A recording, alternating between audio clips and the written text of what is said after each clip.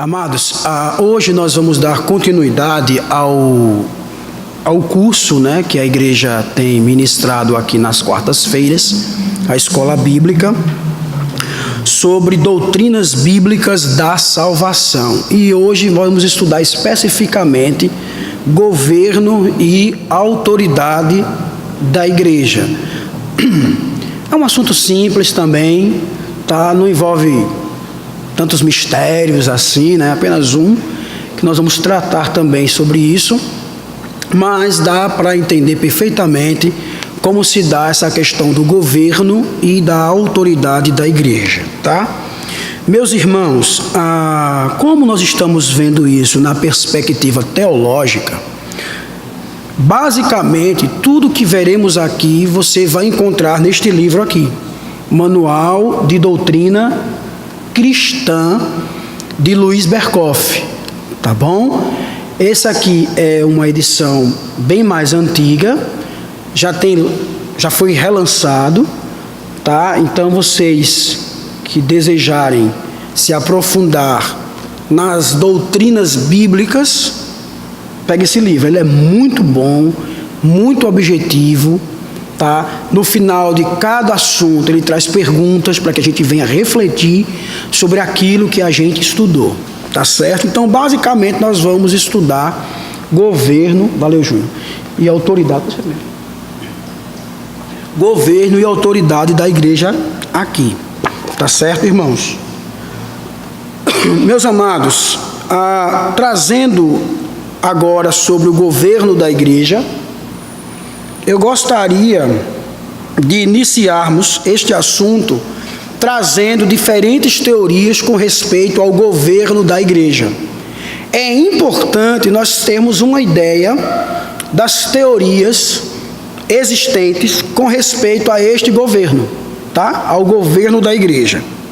A primeira delas que eu trago é desse movimento chamado Quakers, tá? Quakers, ele é conhecido também como Sociedade dos Amigos, era um movimento protestante britânico que foi lá do século XVII.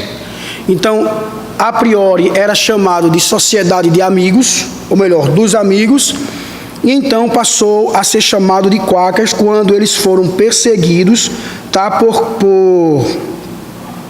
pelo rei Carlos II na Inglaterra, e aí eles foram para os Estados Unidos e lá eles fundaram esse movimento, tá? E deram esse nome, Quakers, tá certo?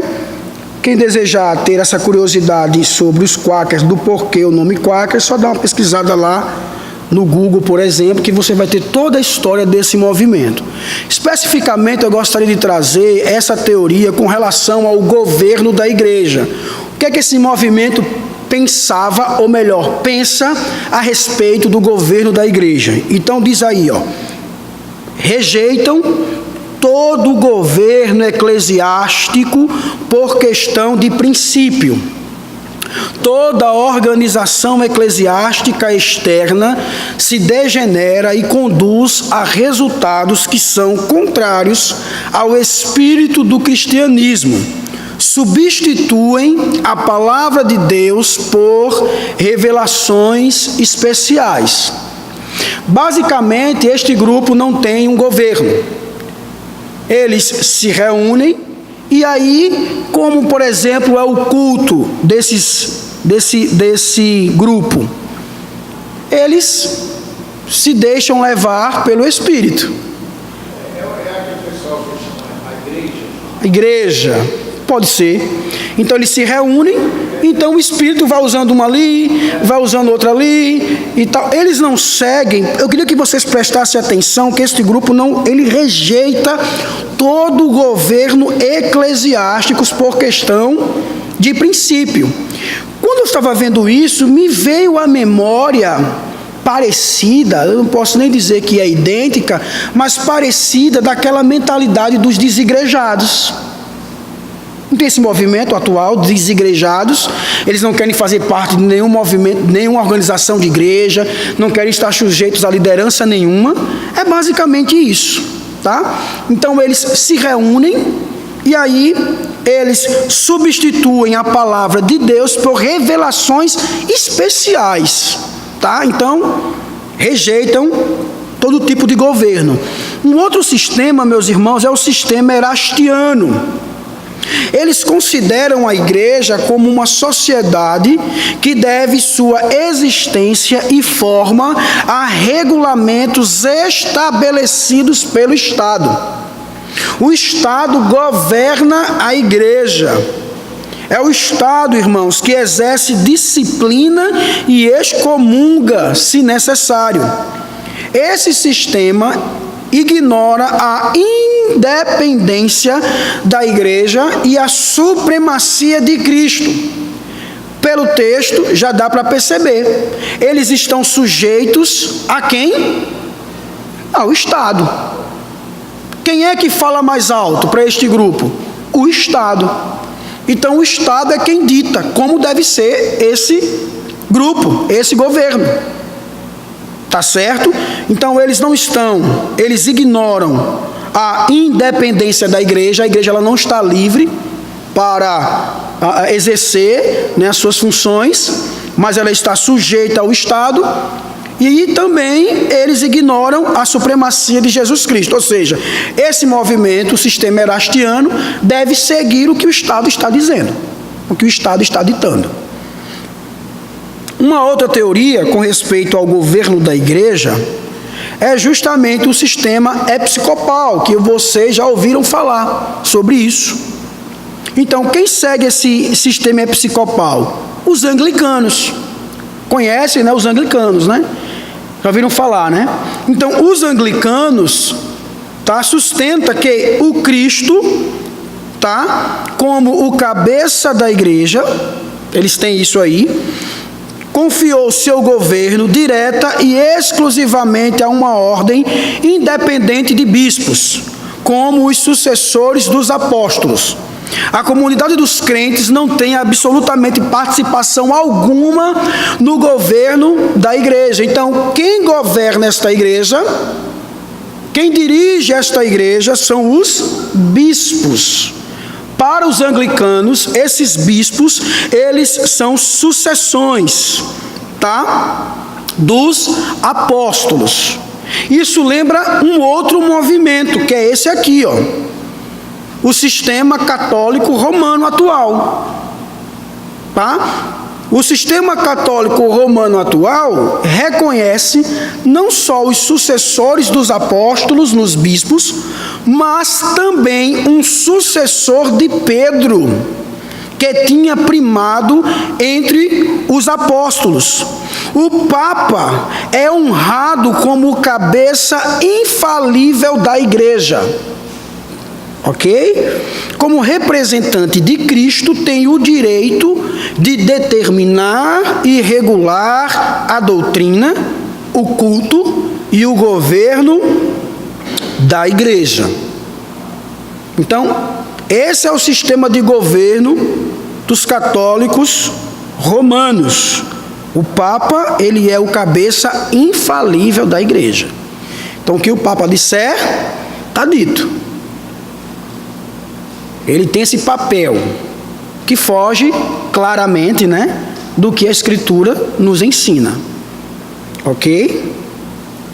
Depois nós vamos tratar sobre um pouquinho, dar uma pincelada sobre essa questão da sucessão de Pedro, que é um texto lá na frente que a gente vai ver, e a gente traz um esclarecimento sobre quando Jesus diz que dessa pedra, né, texto de Mateus, capítulo 18, suscitarei a minha igreja, que fala para Pedro.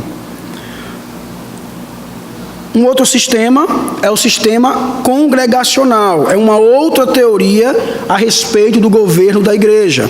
É também chamado sistema de independência. Cada igreja local ou congregação é considerada como uma igreja completa, independente de qualquer outra. O poder governamental repousa exclusivamente nos membros da igreja.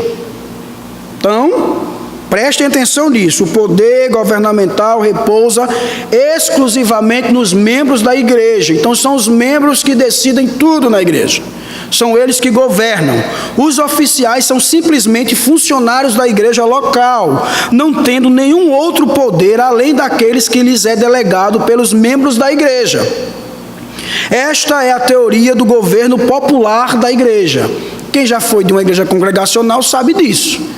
Que numa igreja congregacional, quem decide é o povo, são os membros, tá? Qualquer coisa, se faz assembleia, e aí os membros vão decidir se vai fazer, se não vai fazer, se permite, se não permite, tá bom?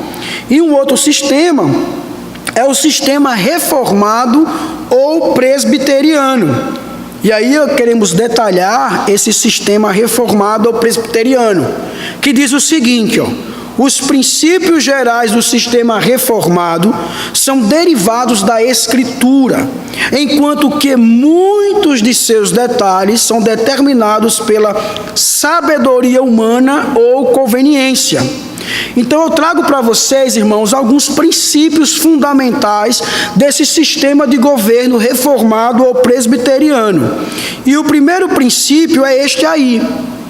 Para nós que somos presbiterianos, que seguimos esse sistema de governo, Cristo é o cabeça da igreja e a fonte de toda a sua autoridade. Então, ele é o cabeça da igreja no sentido orgânico. O que quer dizer isso?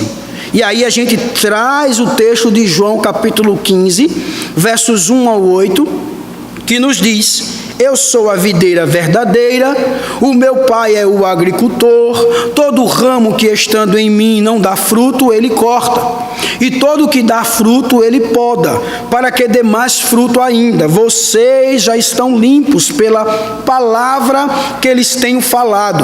Permaneçam em mim, e eu permanecerei em vocês. Nenhum ramo pode dar fruto por si mesmo, se não permanecer na videira.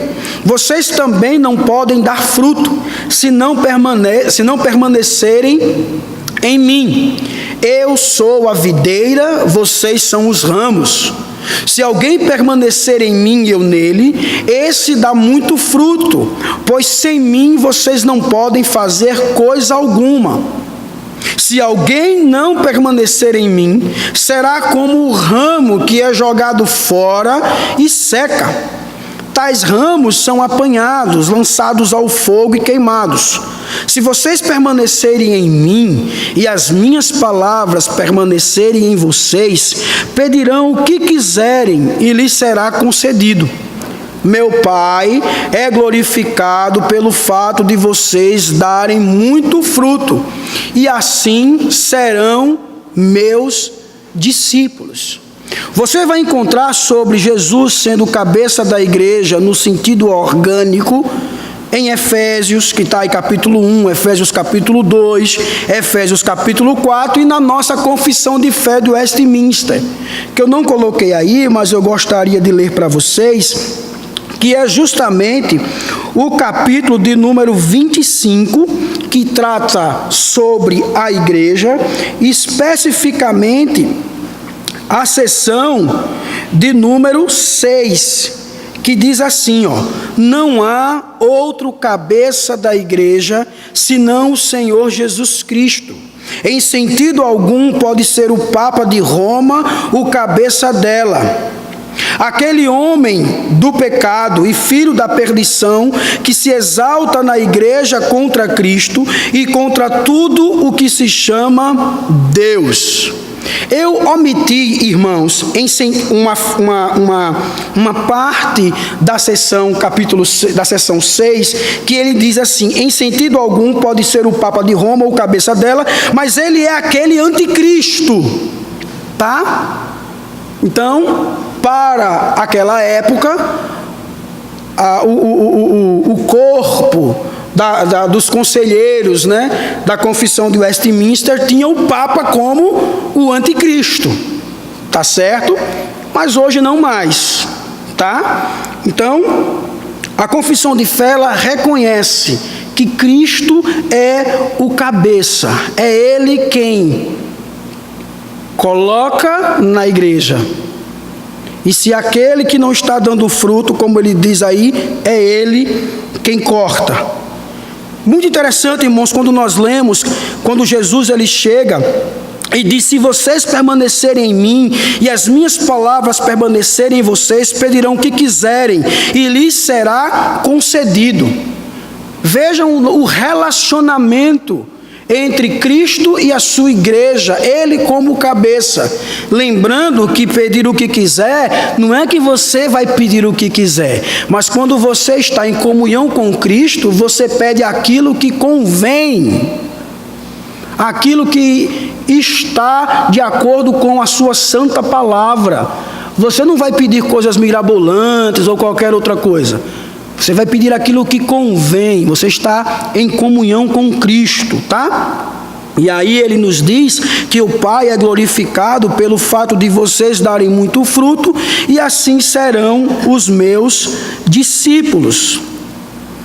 Dentro desse sistema reformado presbiteriano, como nós vimos aqui, tendo Cristo como o cabeça e fonte de toda a autoridade, diz o seguinte: Ele é o cabeça da igreja, no sentido que é seu rei, que tem autoridade e governa sobre ela.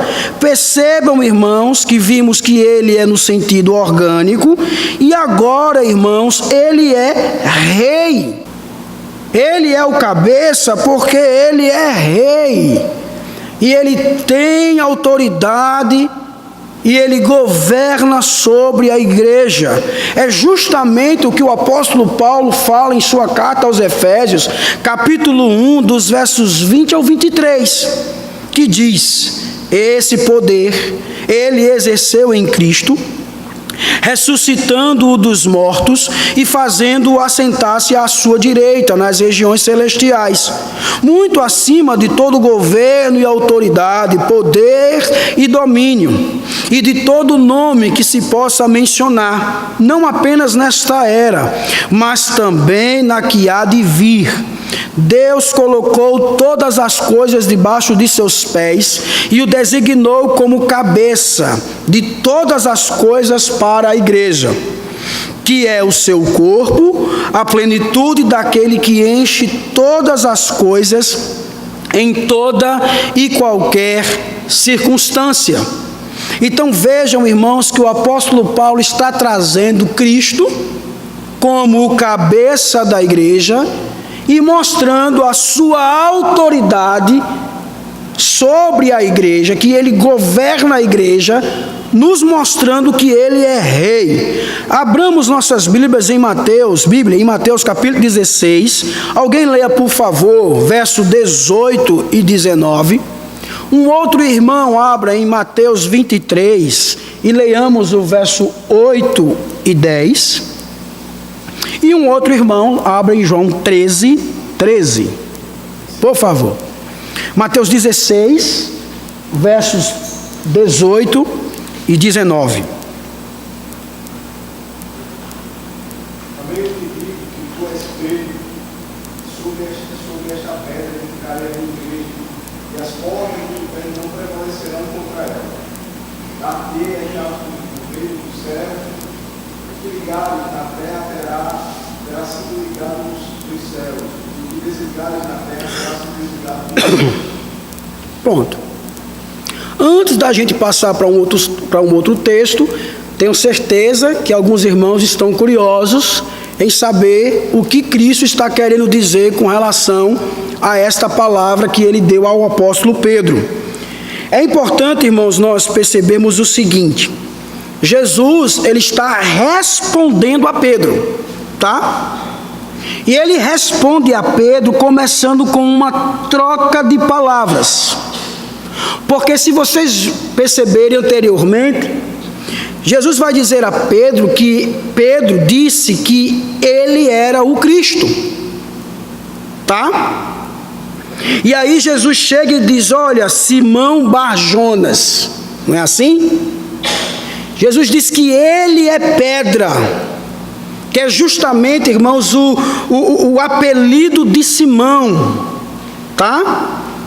E aí Jesus, ele usa desse trocadilho justamente para trazer o quê? Para trazer, irmãos, luz, tá? A uma das mais importantes verdades a respeito da fé da igreja. Então vejam que esse verso que foi lido 18 diz: sobre esta pedra edificarei a minha igreja. E aí, amados, o catolicismo romano imediatamente ele interpreta o jogo de palavras Pedro e pedra como sendo a mesma palavra, tá? E aí eles constroem a doutrina do papado. Então a doutrina do papado surge justamente nesta má interpretação desse texto. Eles dizem com isso que Pedro, ele é o quê? O primeiro desta suposta sucessão. É uma falácia isso, irmãos. Uma falácia. Percebam aí no texto que quando Jesus ele nos diz esta pedra, ele não está, irmão, se referindo a Pedro, mas à verdade que Pedro pronunciou. Qual foi a verdade que Pedro pronunciou? Tu és o Cristo, o Filho do Deus vivo. Então Cristo está se referindo a esta verdade. Quando ele diz esta pedra, não refere-se a Pedro, mas se refere ao próprio Cristo, a Ele mesmo. Então é sobre esta verdade, irmãos, que a igreja, ela irá subsistir, tá? O próprio Pedro, quando ele escreve a sua carta, a sua primeira carta, no capítulo 2, verso 6... Pedro, ele refletindo sobre esta verdade, ele diz assim: por isso, na Escritura se diz: eis que ponho em Sião uma principal pedra angular, eleita e preciosa, e quem nela crê não será confundido. Qual é a lição que podemos tirar desse texto? É que a lição, irmãos, aqui é que a igreja de Jesus, ela nunca pode, ou melhor, nunca poderá ser edificada sobre fundamentos humanos. Jamais. Sempre que interferimos, sempre que nos colocamos no lugar do fundamento verdadeiro, encontramos diante de nós, irmãos, uma igreja falsificada. Como dizem os teólogos, travestida e irreconhecível como igreja de Cristo. Deu para entender? Quando Jesus fala sobre isso aí, nesse texto de Mateus, capítulo 16, versos 18 e 29, 18 e 19, Cristo está se referindo à verdade que Pedro havia proferido: tu és o Cristo, o Filho do Deus vivo. Leamos Mateus 23, versos 8 e 10, por favor. Alguém que achou pode ler.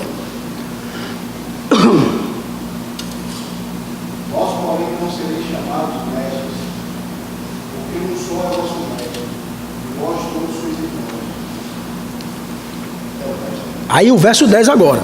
Pula e vai para o 10. Nem sereis chamados guias, porque um só é vosso guia. Mostrando aí Jesus como guia, como mestre, como rei, como cabeça.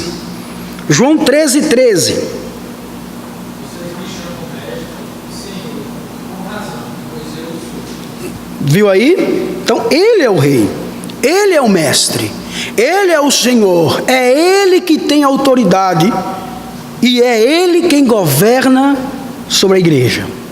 Deu para entender, irmãos, isso? E aí temos outros textos que vocês podem anotar. e ler em casa, tá? 1 Coríntios capítulo 12, verso 5.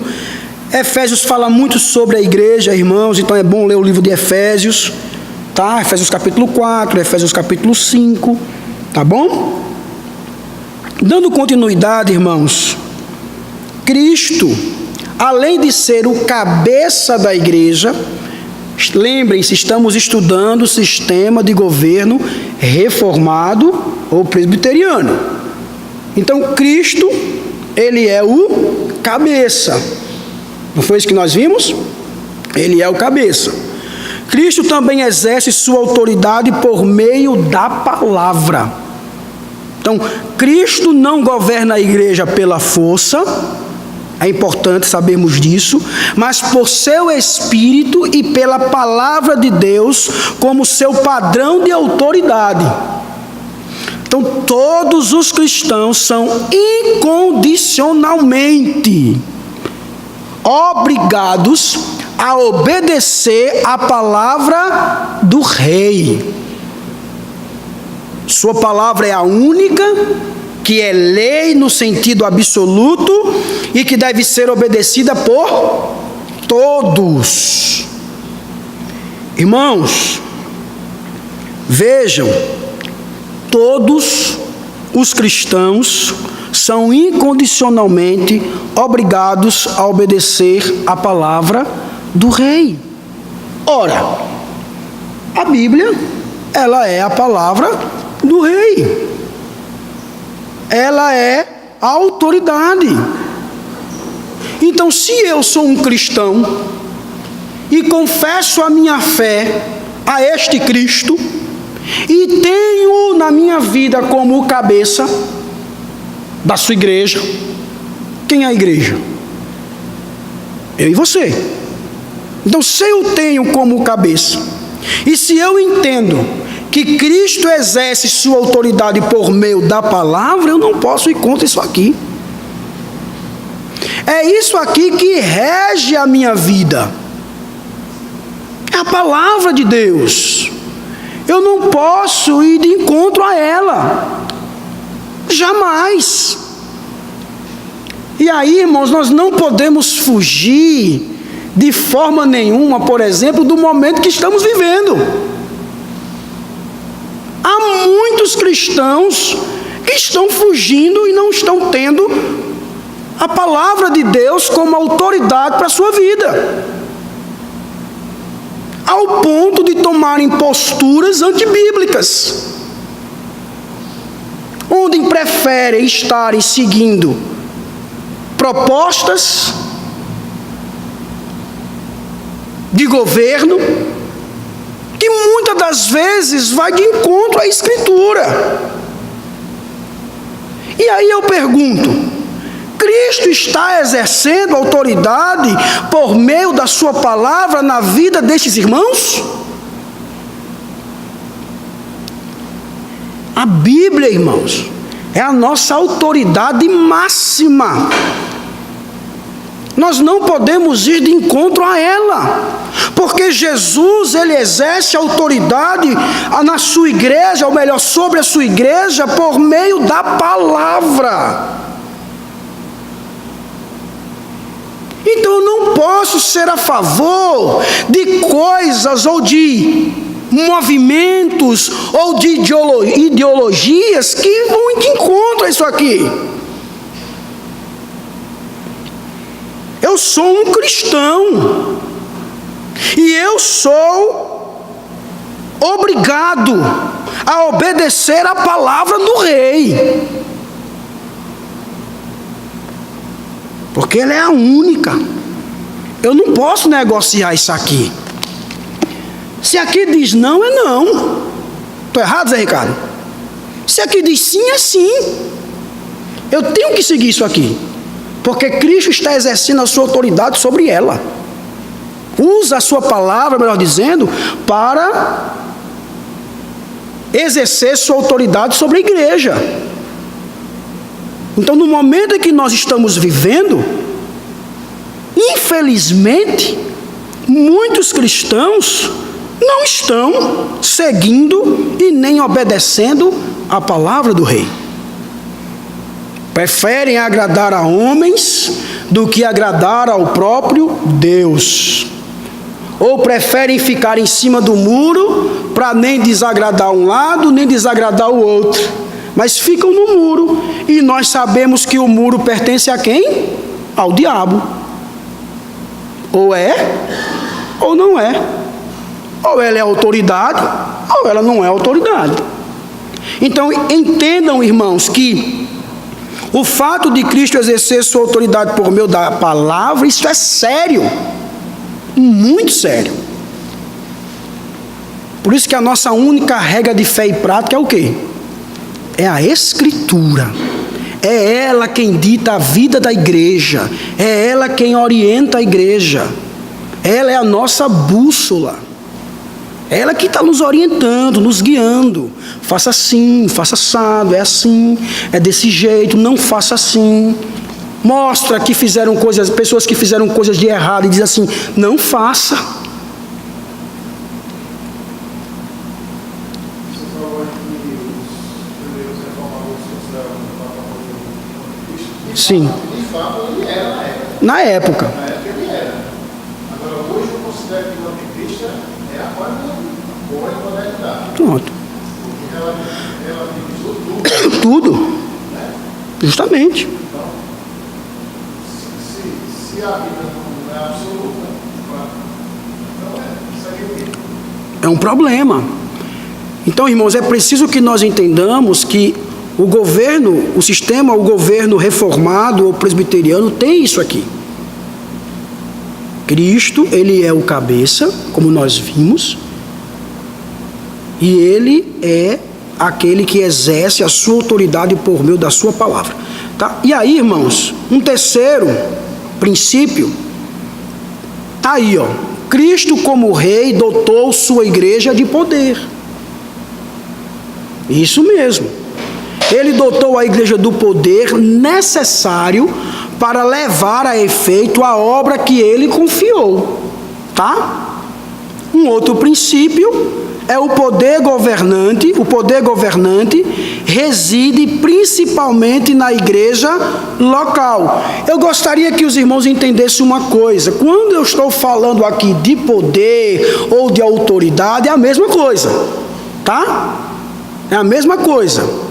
Poder e autoridade. Então, por exemplo, ele dotou a igreja de autoridade ou de poder, tá? Necessários para levar a efeito a obra que lhe confiou, tá? Então, ele dotou esta igreja de autoridade. Então, a nossa igreja, ela tem autoridade, tá? E esse poder governante reside principalmente na igreja local, olha. Então ele diz assim, ó, o poder governante reside primariamente nos conselhos locais e destes é passado aos presbíteros e aos sínodos. Cada igreja local tem uma certa medida de autonomia ou independência. Os interesses da igreja em geral não podem ser sacrificados pelos de qualquer igreja local. Esse é o sistema de governo reformado. Tá? Então, os presbíteros, eles são aqueles que estão tendo o papel de decidirem na igreja. Esses presbíteros, eles são eleitos pela igreja. A igreja dá autoridade a estes presbíteros e eles passam a governar a igreja, eles passam a decidir a igreja. Cada igreja, como diz aí, ó, ela tem a sua independência. Então, por isso, exemplo, a IPBE, ela não é presbiteriana? É. A primeira de João Pessoa também é a presbiteriana. A da Torre é uma presbiteriana lá. A presbiteriana de Tambaú, a presbiteriana de Manaíra. Então, são igrejas presbiterianas, mas elas são, em certa medida, independentes. Tem suas formas litúrgicas de culto, de ministérios, mas lembrem-se, os interesses da igreja em geral não podem ser sacrificados pelos de qualquer igreja local. Por exemplo, se a igreja presbiteriana Bairro dos Estados, em sua liturgia, colocar coreografia, vai dar problema. Por quê? Porque vai afetar a igreja que tem esse sistema de governo reformado, que tem a Escritura como a sua regra de fé e prática, e nos diz que isso de coreografia é antibíblico. Ela está ferindo. Ou se a igreja presbiteriana daqui passar a ter diaconisa, dá problema.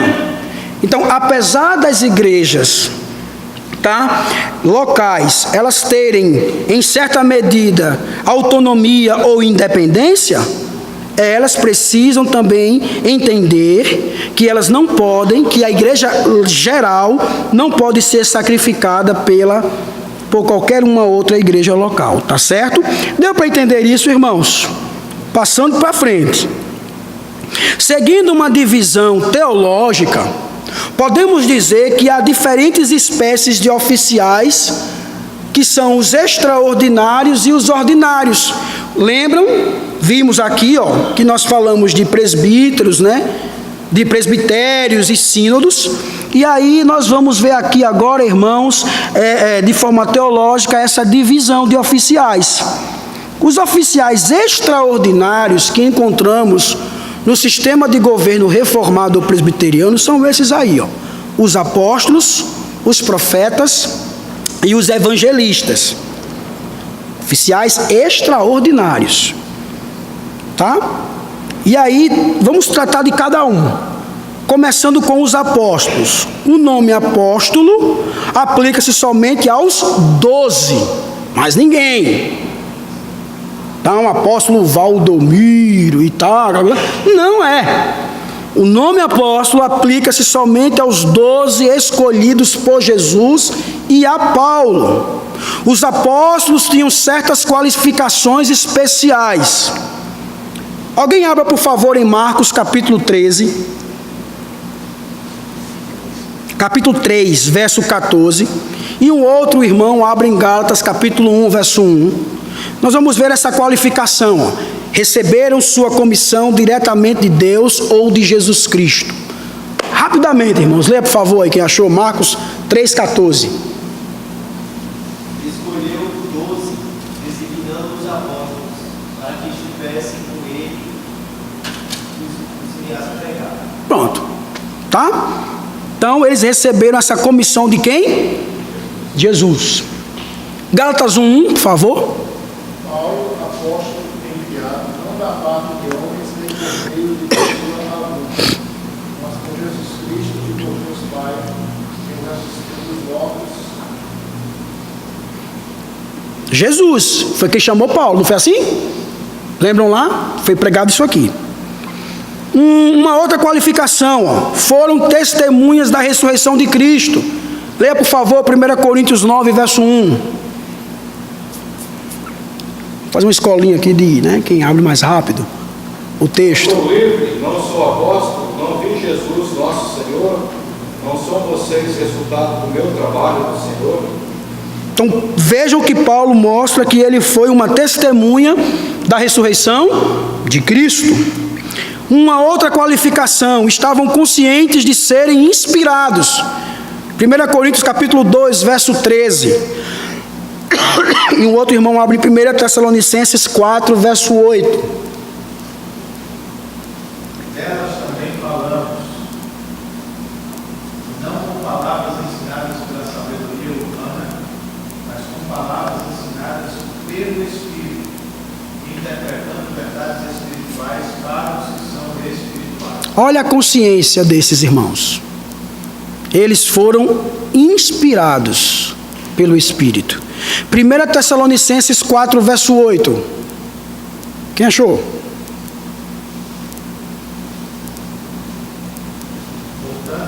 Leia. Aquele que rejeita essas coisas não está rejeitando o homem, mas a Deus, que lhes dá o seu Espírito Santo. Pronto.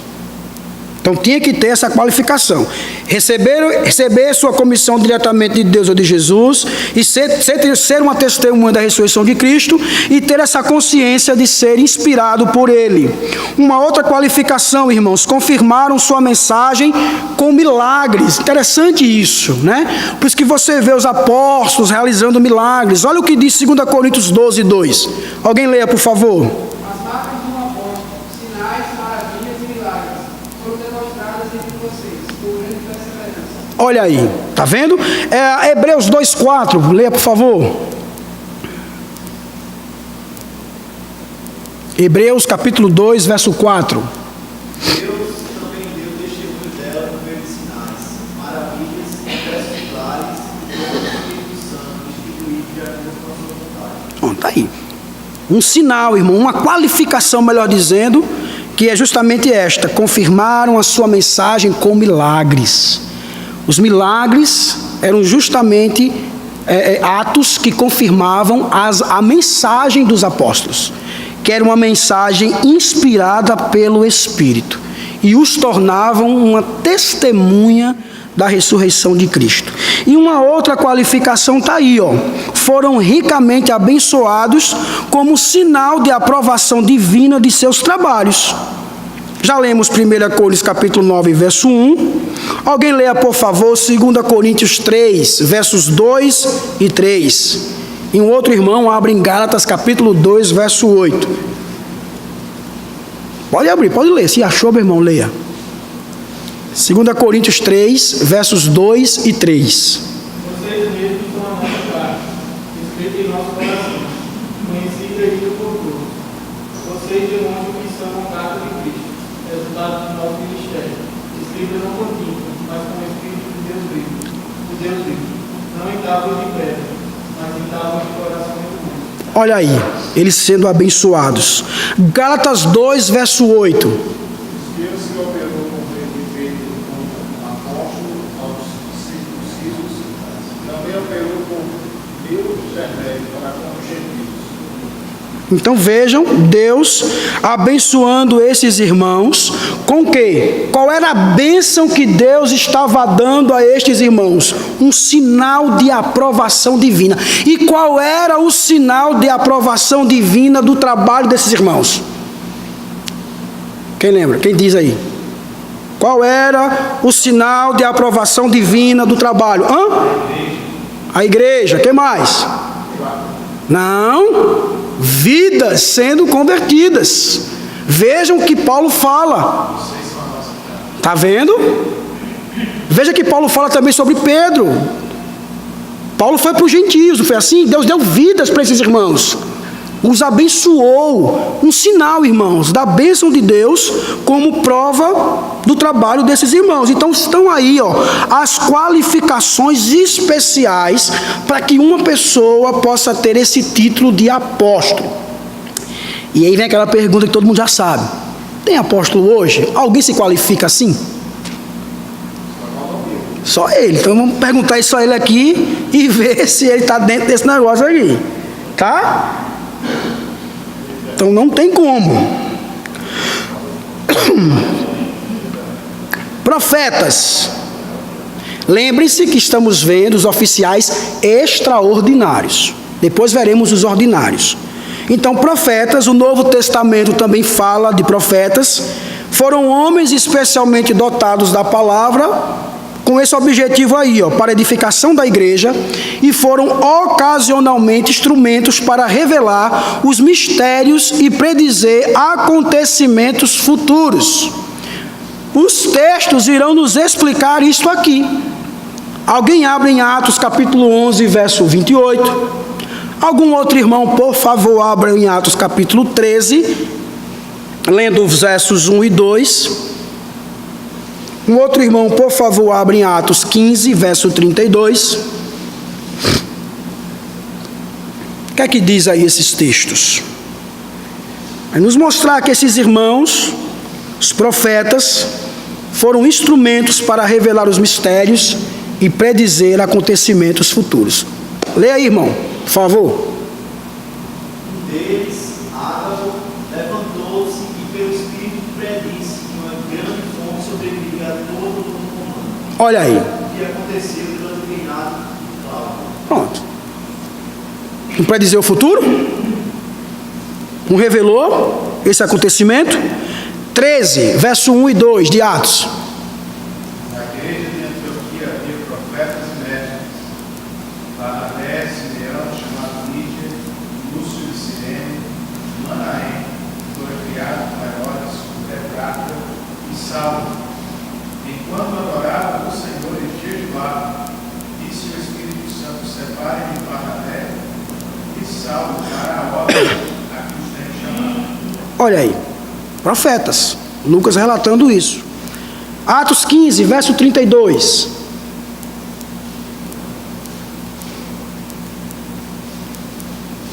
Acho bom, irmãos, quando a Bíblia ela se explica por si só.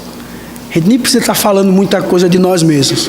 Que eram profetas, se encorajaram e fortaleceram os irmãos com muitas palavras.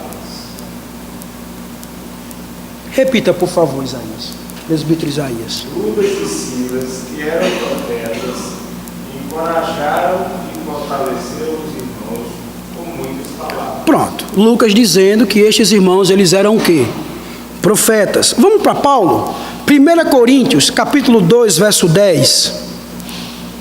A outro poder para operar milagres, a outra profecia, a outro discernimento de espíritos, a outra variedade de línguas e a outra interpretação de línguas. Como você está lendo 1 Coríntios 12, corra para o capítulo 13 e leia já o verso 2. A gente economiza tempo. Ainda que eu tenha o dom da profecia, que saiba todos os mistérios, todo o conhecimento, que tenha uma fé capaz de mover montanhas, se não tiver amor, como proceder. Vá para o 14, verso 3, por favor. Mas que profetiza não faz para edificação, encorajamento e consolação dos outros. Ótimo. Qual é a informação que esses textos nos traz? Uma única informação. Que no Novo Testamento, que naquela época havia o quê? Profetas. Joia? Profeta hoje, já foi trabalhado isso aqui, já foi estudado isso aqui, é aquele que prega a Escritura. Tá? Aquele que tem esse dom de profecia é aquele que prega a Escritura, que expõe a palavra. Temos aí outros textos que vocês podem ler em casa também. Dentro desses oficiais extraordinários, nós encontramos agora essa terceira categoria, podemos assim dizer, os evangelistas, que o Novo Testamento também faz menção. E está aí, ó, Tito capítulo 1, verso 5, alguém leia por favor. E o capítulo 3, verso 10. Alguém leia. Tito 1, 5 e depois o 3, capítulo 3, verso 10.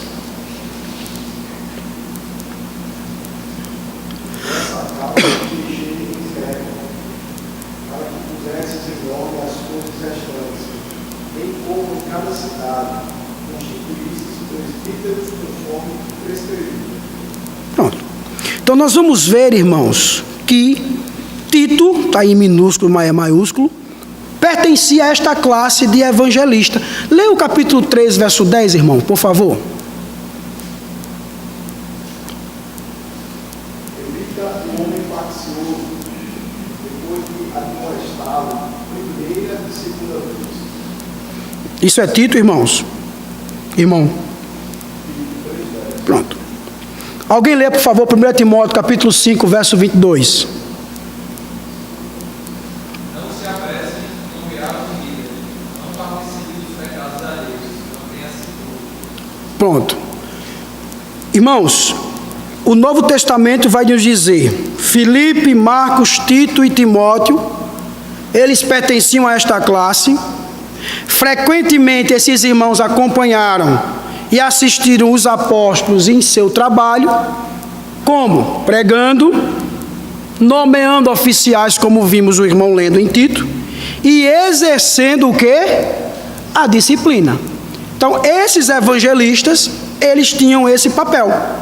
Eles, no trabalho, no trabalho dos apóstolos, eles estavam acompanhando esses apóstolos, eles estavam pregando, eles estavam também nomeando oficiais, presbíteros, diáconos, e exerciam também a disciplina. Então, o que vimos aqui, irmãos, dentro do governo, do sistema de governo reformado e da presbiteriana, é que existem estes oficiais extraordinários. Nós reconhecemos estes oficiais extraordinários, como também os oficiais ordinários. Certo? Então, esses oficiais ordinários, nós temos também 3 categorias, que são os presbíteros, tá? Os presbíteros, esses presbíteros são os regentes, presbíteros docentes, que são os mestres, e os diáconos. Então, com relação aos presbíteros, irmãos, esse termo é às vezes usado para indicar os homens mais velhos da comunidade e às vezes para designar uma classe de oficiais. Tá? Não vou ler mais os textos, porque eu preciso caminhar mais rápido. Mas estão aí, ó, Atos capítulo 11, Atos 14, Atos 15, então que vocês possam ler esses textos aqui. Tá? Era um termo que era usado para indicar os homens mais velhos da comunidade e para designar uma classe de oficiais. E aí, irmãos, dentro dessa designação de ofício, tá? O nome presbítero dava ênfase à sua idade e o nome bispo ao seu trabalho como supervisores. Então você vai encontrar isso em Atos capítulo 20, Lucas informando isso. 1 Timóteo capítulo 3, verso 1, esse nome presbítero dando ênfase à idade e bispo dando a ênfase no trabalho como supervisores. Tá? Diga.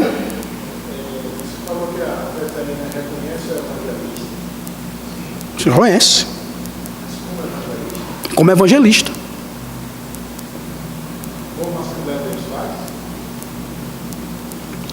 Evangelista para presbiteriano é aquele que sai pregando o evangelho, que tem esse ofício de pregar o evangelho. Então, a nossa igreja, ela reconhece o evangelista. Não. Perdão, reconhece como um oficial. Há pastores que são evangelistas, missionários, é um oficial.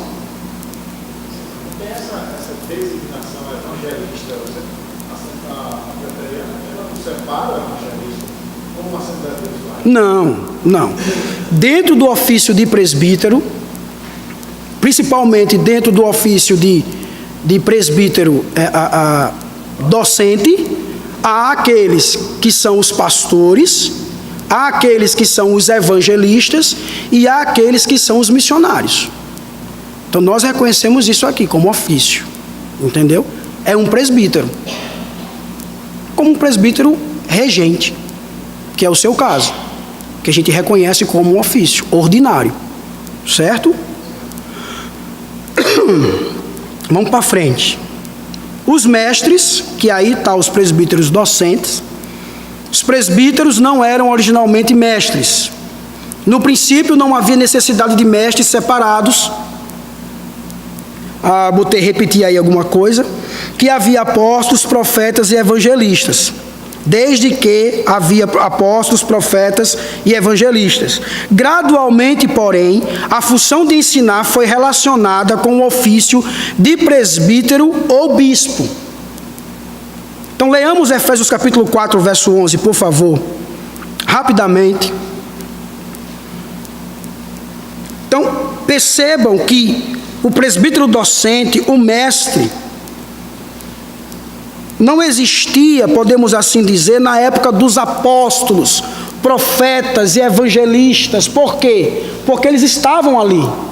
Isso surgiu posteriormente, de forma gradual. Leia, por favor, Efésios 4, 11. Ele designou alguns para apóstolos, outros para profetas, outros para evangelistas e outros para pastores e mestres. Então, 1 Timóteo vai dizer a mesma coisa, basicamente, e 2 Timóteo capítulo 2 também.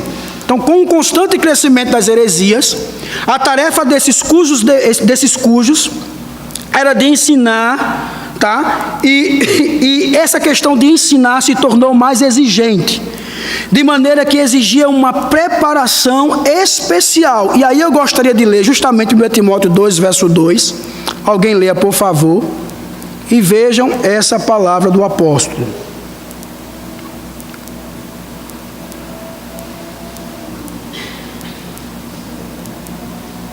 Com o crescimento da heresia, a tarefa desses cujos era justamente de ensinar.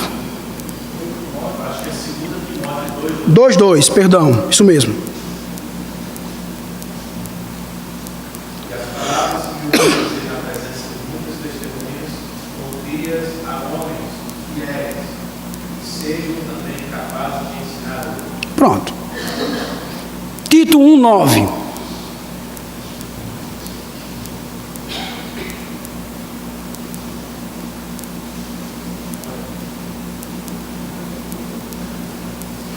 Tito 1:9. Aquela palavra que é conforme a doutrina, para que seja poderoso, tanto para mostrar como a sã doutrina, como para convencer os conscientes. Então, irmãos, com o crescimento da heresia, surgiu esses irmãos mestres, tá? E eles tinham essa função de pregar o evangelho, de ensinar a palavra de Deus, ok? Um terceiro ofício, e aí, irmãos, eu apenas citar, porque os irmãos que estudaram na sala de profissão de fé e batismo, a sala anterior, estudou sobre isso, que na igreja presbiteriana nós temos os oficiais, presbíteros e diáconos. E dentro desses presbíteros, nós temos os presbíteros docentes e os presbíteros regentes. Os regentes são aqueles irmãos que são eleitos pela igreja, não é assim? E eles vão governar a igreja. Eles vão decidir, a igreja dá autoridade a esses irmãos para decidirem coisas na igreja. E os presbíteros? Não, as coisas mais sérias é levado às assembleias e aí os irmãos votam, tá? A favor ou contra. Mas em sua grande parte é este conselho formado de presbíteros, tá? Que governam a igreja. E aí vem o presbítero docente, que é justamente o pastor, que é aquele que ensina, é aquele que pastoreia. Tá joia? E aí vem um outro ofício ordinário que temos aqui, ó, diáconos. Então o Novo Testamento fala repetidamente de diáconos. Eu trouxe Atos 6, versos 1 ao 6, que diz aqui: naqueles dias, crescendo o número de discípulos, os judeus de fala grega entre eles queixaram-se dos judeus de fala hebraica, porque suas viúvas estavam sendo esquecidas na distribuição diária de alimento. Por isso os 12 reuniram todos os discípulos e disseram: não é certo negligenciarmos o ministério da palavra de Deus, a fim de servir às mesas. Irmãos, escolham entre vocês 7 homens de bom testemunho, cheios do Espírito e de sabedoria. Passaremos a eles essa tarefa e nos dedicaremos à oração e ao ministério da palavra. Tal proposta agradou a todos. Então, escolheram Estevão, um homem cheio de fé e do Espírito Santo, além de Filipe, Prócoro, Nicanor, Timon, Pármenas e Nicolau, um convertido ao judaísmo, proveniente de Antioquia.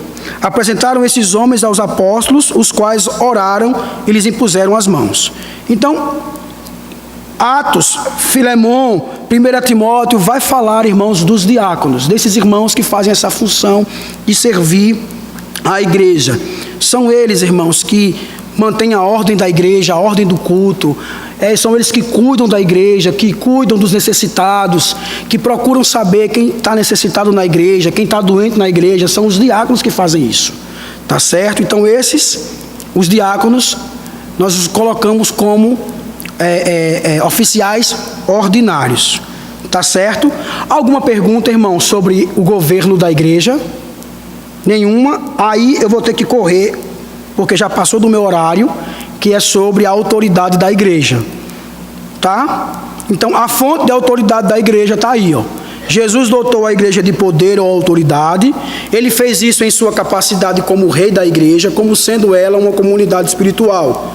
Deu aos discípulos o poder de ligar e desligar, isto é, de determinar o que é proibido e o que é permitido na esfera do reino da igreja. Mateus 16, 18, que nós já falamos aqui. E também perdoar pecados e de retê-los declarativamente, ou admitir ao reino ou excluir dele. Você vai ver isso em João, capítulo 20, verso 23. Tá? O poder outorgado aos apóstolos, num grau absoluto, é dado também à igreja em geral, embora no sentido menos absoluto. No exercício desse poder, a igreja está obrigada a agir de acordo com o padrão de vida reta e conduta certa, transmitindo a ela na palavra apostólica. Então, quando fala da fonte da autoridade da igreja, do poder da igreja, a igreja, irmãos, ela tem poder dentro da palavra de Deus, de acordo com a palavra de Deus. Não é que ela vai estar em pé de igualdade com Deus, não. Ela vai seguir aquilo que Deus deixou em sua palavra e ordenando o povo a obedecer e o povo a rejeitar aquilo que está errado, aquilo que vai de encontro às Escrituras. Ok? Então esse é o poder e essa é a autoridade que a igreja ela tem.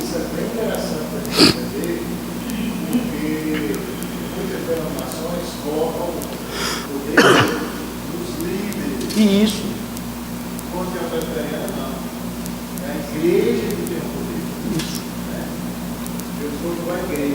Doutou a igreja. Não. Não. Sobre a natureza, meus irmãos, tá aí, ó. É um poder espiritual. O poder da igreja, ela é espiritual, porque é dado pelo Espírito Santo. Então, nosso poder aqui é espiritual. É uma manifestação do poder do Espírito, tá? Pertence exclusivamente aos crentes. 1 Coríntios 5, verso 12, Paulo fala sobre isso. Pode ser exercido somente de maneira moral e espiritual. Então, entendam que a natureza da autoridade ou do poder da igreja é espiritual e nada mais, tá? Também é um poder ministerial. A Escritura nos diz que a autoridade da igreja não é independente ou soberano. Então, só você ler esses textos aí, ó, Mateus 20, Mateus 23, 2 Coríntios capítulo 10, 1 Pedro capítulo 5, vai nos mostrar que a autoridade da igreja não é independente ou soberana. Ela depende de quê? Da Escritura, da palavra do Senhor. Mas é uma autoridade ministerial. Atos 4, verso 29, Atos 20, verso 24 e Romanos 1, 1. Se deriva de Cristo e está subordinado à sua autoridade soberana sobre a igreja. É aquilo que nós falamos quando tratamos de Cristo como cabeça e como rei que exerce autoridade na sua igreja, como também tem a sua palavra para tal. Deve ser exercido em harmonia com a palavra de Deus. É muito importante sabermos disso, tá? Sob a direção do Espírito Santo e no nome de Jesus Cristo, o Rei da Igreja. E aí você vai ter Romanos 10, Efésios capítulo 5 e 1 Coríntios capítulo 5. Irmãos, basicamente, a autoridade da igreja, ou melhor, o governo da igreja, nós vimos vários conceitos, várias linhas de governo da igreja, e nós, como presbiterianos e reformados, seguimos o sistema de governo reformado, ok? Com relação à autoridade da igreja, nós entendemos que a igreja ela tem autoridade e ela tem poder, mas ela está subordinada à autoridade de Cristo, a autoridade da palavra de Cristo. A igreja, ela não exerce o poder que Deus deu para ela de forma aleatória. Ela exerce o poder, ela exerce a autoridade mas ela exerce com o aval do Senhor. Ela exerce com o aval da Escritura. Ela não foge disso. E lembrem-se, pelo fato de Deus conceder poder, autoridade à igreja, isso não quer dizer que a igreja ou um líder religioso está em pé de igualdade com o Senhor. Então, se nós temos o poder e a autoridade dada por Deus, é para que nós venhamos cumprir com a Santa Escritura, que nós venhamos seguir o que a Escritura nos diz, e que a igreja ela tem autoridade para levar os seus membros a seguirem a palavra de Deus, pois ele usa esta palavra para exercer sua autoridade e exercer o seu ofício de rei. Ok, irmãos? Que Deus nos ajude, que Deus nos abençoe.